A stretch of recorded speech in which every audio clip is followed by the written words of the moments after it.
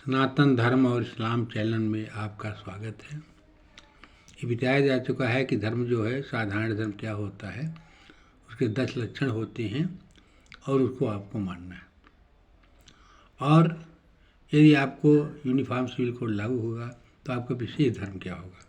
विशेष धर्म का मतलब ये है कि मुस्लिम अपने धर्म के अनुसार शादी करेगा, हिंदू अपने धर्म के अनुसार शादी करेगा। विवाह में क्या है हिंदू में, कि हिंदू विवाह में है कि हिंदू का विवाह जो होता है वो मनुस्मृति के अनुसार होता है।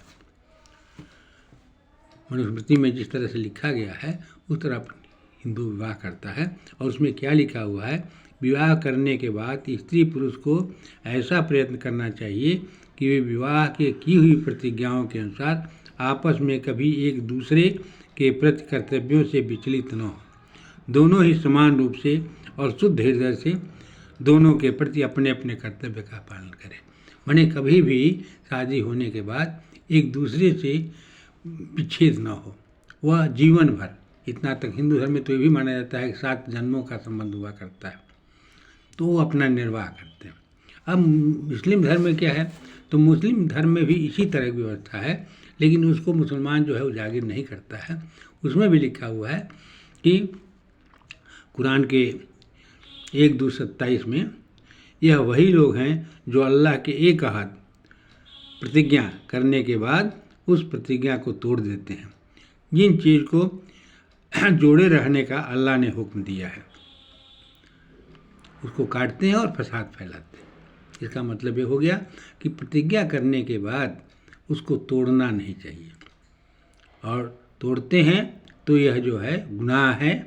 और वो फसाद फैलाने के लिए सज़ा है कुरान में कि जो कोई आदमी जो फसाद फैलाता है उसका कत्ल होना चाहिए। कुरान में लिखा हुआ है।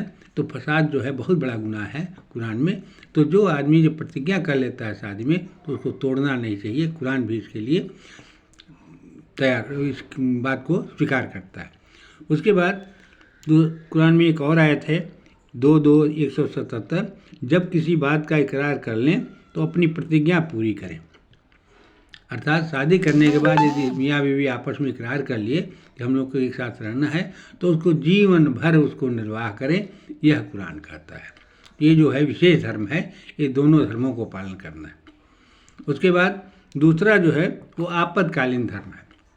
विपत्ति में हम क्या करेंगे। अब हिंदू में ये होता है, आजकल स्थिति हो गई है कि वहाँ भी विच्छेद होने लगा है।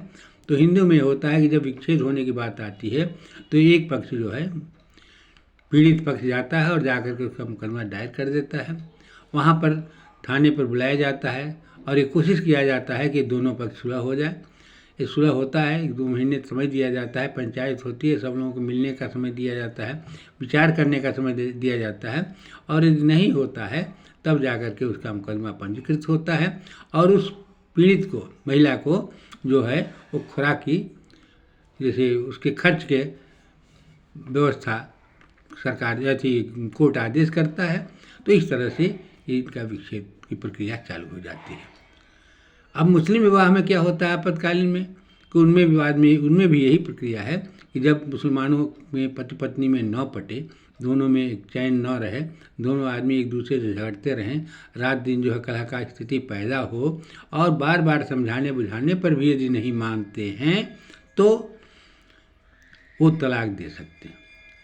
लेकिन तलाक देने का तरीका ये है कि एक समय एक पुरुष और एक स्त्री के सामने गवाही में, मर्द और गवाही में एक पुरुष और एक स्त्री 2 गवाही में उनके सामने पति पत्नी एक दूसरे को तलाक दे सकता है। तो पहला तलाक देगा। लेकिन तलाक देने के लिए 1 महीने का समय मोहलत दिया गया कि यदि 1 महीने में यदि आप लोग समझ लें और आप लोग फिर से अपने विचार को बदल करके और एक साथ रहना तय कर लें तो वो तलाक नहीं माना जाएगा।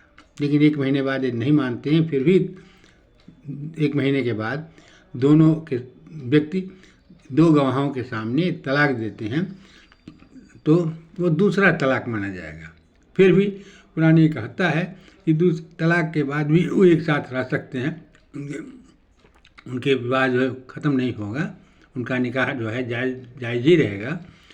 तो उस समय ये होता है कि तीसरे महीने में जा कर के यदि वो तय कर लेते हैं कि हमको तलाक ही देना है, तब ये होता है उसमें कि ये तलाक देना है, तो तुम समझ लो कि जब तुम फिर चाहोगे इस पत्नी से शादी करना, तो तुमको जो है फिर से शादी नहीं संभव है। शादी करने के लिए तुम्हारी पत्नी को किसी दूसरे के साथ जो है हम बिस्तर होना पड़ेगा।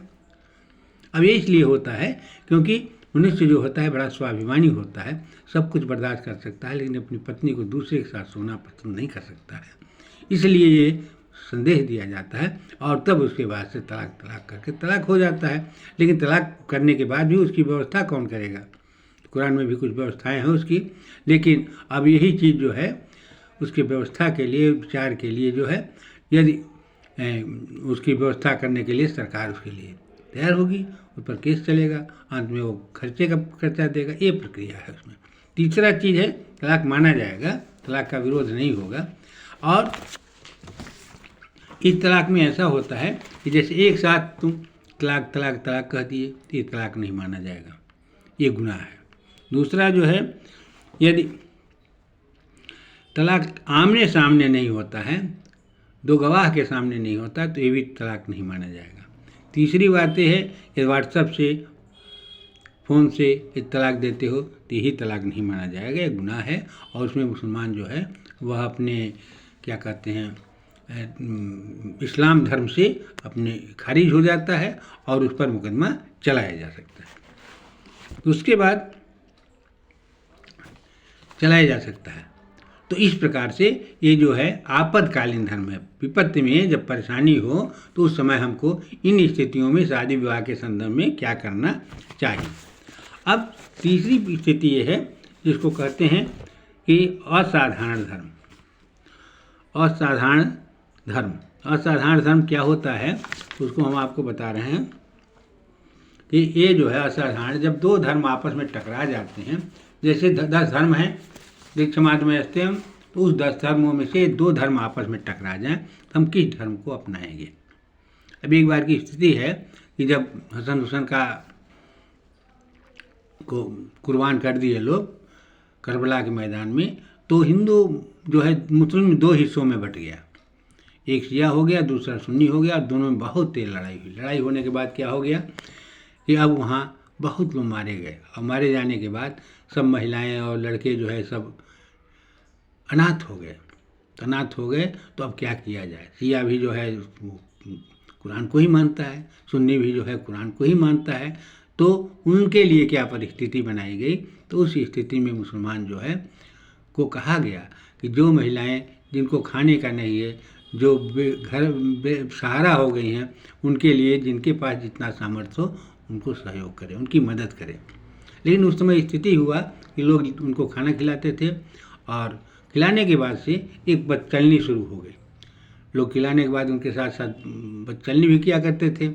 तो मोहम्मद साहब को जब ये जानकारी हुई तब उन्होंने ये कहा कि नहीं, ऐसा मत करो, क्योंकि इसमें जो है दया तो है लेकिन बदचलनी आ जाती है, इंद्रिय निग्रह करने की जो प्रक्रिया है वो नहीं हो पाती है। तो तुम लोग ऐसा करो कि जितना तुम्हारा सामर्थ्य हो, यदि एक आदमी को खिला सकते हो तो एक आदमी शादी कर लो, 2 को खिला सकते हो 2 आदमी शादी कर लो, 3 की रक्षा कर सकते हो दया के साथ खिलाने की क्षमता है तो 3 से शादी कर दो, 4 तक खिलाने की क्षमता है 4 शादी कर दो। तो इसमें ये होता है कि एक धर्म दया और दूसरा श्रम जो है वह जायज़ निकाह, ये दोनों जो हो जाता है तब वह जो है काम सही हो जाता है। इसलिए उस समय लोग जो है 4-4 लोगों को रख लेते थे शादी के संदर्भ में और खिलाने लगे सब। और यह धर्म को कहते हैं असाधारण धर्म, क्योंकि इसमें जो है इंद्रिय निग्रह भी हो जाता है और निकाह भी जायज़ माना जाता है। तो उस परिस्थिति में उस असाधारण धर्म के रूप में जो है इसको अपनाया गया, और ये विशेष परिस्थितियों में अपनाया गया जब इस तरह बेसहारा हो जाती है। और उसमें लिखा हुआ है कि जब औरतें बेसहारा हो जाएं तो उनको जो है सहारा देने के लिए सामर्थ्य है तो तुम 1, 2, 3, 4 शादी तक कर सकते हो। लेकिन यदि एक ही से शादी अच्छा है और यदि तुम उसको भी नहीं हो, सहारा करना चाहते हो किसी को, तो तुम्हारे घर में जो सेवा कर रही है लौंडिया जिसको, उसके साथ तुम शादी कर सकते हो। इस तरह से कुरान की इस आयत में कहा गया है।